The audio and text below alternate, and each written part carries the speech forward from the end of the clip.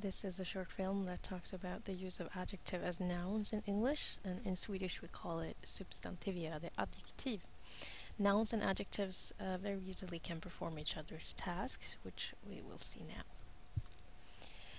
now. When you talk about a person or a thing in general, we use an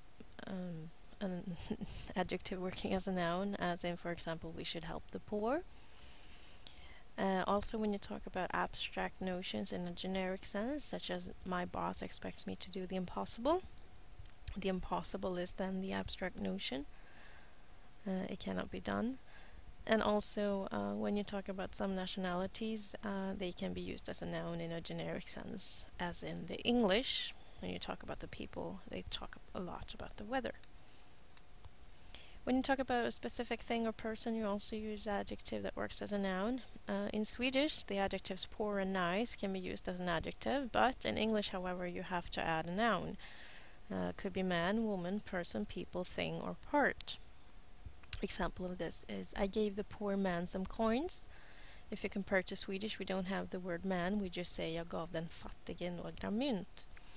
Another example is, the nice thing about this hotel is its friendly atmosphere. There we have in English added the thing, but in Swedish we only say det trevliga med detta hotell är dess vänliga atmosfär.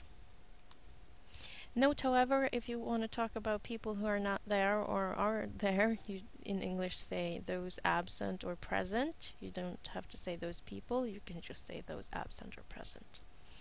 When you want to avoid repeating a recently mentioned noun, you use the pronoun one.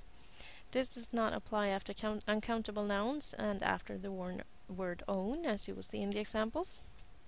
Which shirt would you like? And here the answer is the blue one, please, not just the blue. You have to add one in English. Another example is, he changed the tires because the old ones were worn out. You have to add ones since they're the plural. We don't do that in Swedish. More examples, I like ancient history better than modern.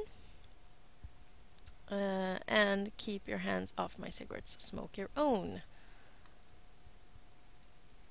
And last slide for this presentation is the best and the worst, and in some cases superlatives can be used as nouns even if they're not in a generic sense.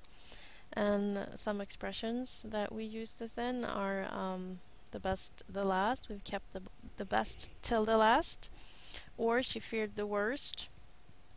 Another example is, the least you can do is to say that you're sorry. However, if you want to say the best thing you can do is to try again. You have to add thing, you cannot just say the best you can do. More examples of this is, Shakespeare is the greatest of them all. You don't have to add person or author or... and last example, he was the most popular of the actors. You don't have to add anything there when you use it as a superlative. And that's the end of this short lecture.